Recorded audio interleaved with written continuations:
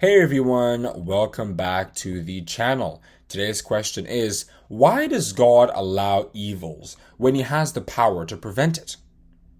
So the answer is that God can allow evil for different reasons. He allows wicked people to suffer bad things so that they can learn to do better.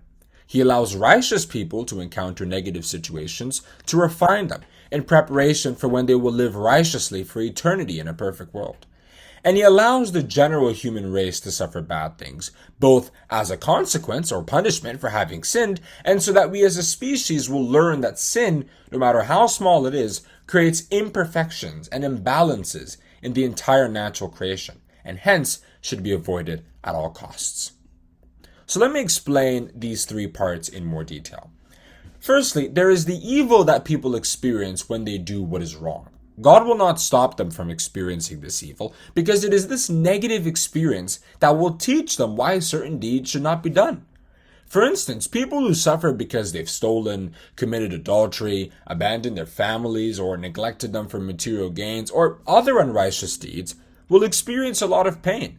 But that can be considered chastisement, which is necessary for those individuals to learn lessons and become better people, if they decide to. Being our Heavenly Father, God's main objective is to ensure that even if the process is painful, we grow spiritually. Now, no chastening for the present seemeth to be joyous, but grievous. Nevertheless, afterward it yieldeth a peaceable fruit of righteousness unto them which are exercised thereby. Hebrews chapter 12, verse 11. Then secondly, there are the negative situations that righteous people suffer. By righteous, I mean people who know God and who worship him in spirit and in truth, according to John chapter 4, verse 24.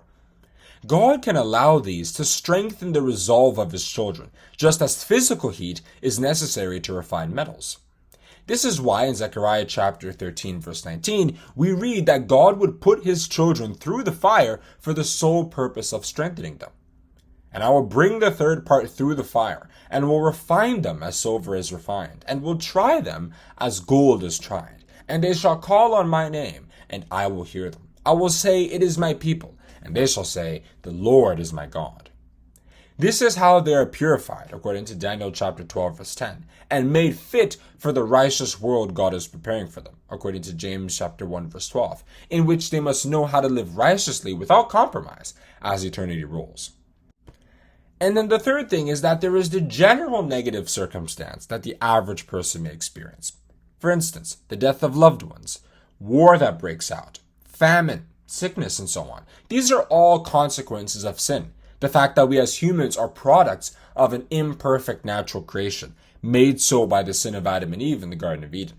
As explained by Paul, wherefore as by one man sin entered into the world, and death by sin, and so death passed upon all men, for that all have sinned, according to Romans chapter 5, verse 12. Adam, being the head of the natural creation, according to Genesis chapter 1, verse 26, was to remain upright, to maintain the balance of the natural creation. But when he sinned with his wife Eve, this balance fell apart, and the entire natural creation fell short of God's glory, according to Romans chapter 3, verse 23. Therefore, sickness, death, and other woes we face all come from the imbalance that was introduced into the natural creation since the fall of man. These God intends to remove when the world has been fully reformed, and Satan's influence is no longer present. And he decreed that such a time would come through his mouthpiece Isaiah the prophet. And the inhabitants shall not say, I am sick. The people that dwell therein shall be forgiven their iniquity. That's Isaiah chapter 33, verse 24. But let me add that God does not only allow evil, God can also cause negative things at times, especially when he ushers in a period of judgment to bring evil to an end.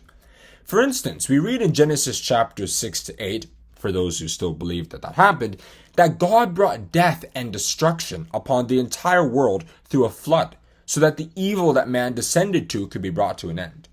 He did the same in Egypt, in which he ravaged the Egyptian empire through the 10 plagues for the purposes of freeing his people and judging the Egyptians for refusing to free his people from Egypt. He caused intense pain upon the Jews in AD 70 for killing his only begotten son Jesus Christ, according to Luke chapter 21 verse 22 and Matthew chapter 21 verses 33 to 46. And he declared that an age called the last day would come, in which the sins of the entire world would be judged during a great tribulation, according to Matthew chapter 24, verse 21, and Jeremiah chapter 25, verse 31. So I think that answers that question. Why does God allow evils when he has the power to prevent it? If you enjoyed this video, don't forget to like, subscribe, and click the notification bell to know when we come back with future videos just like this. Have a great day, and I'll see you in the next one.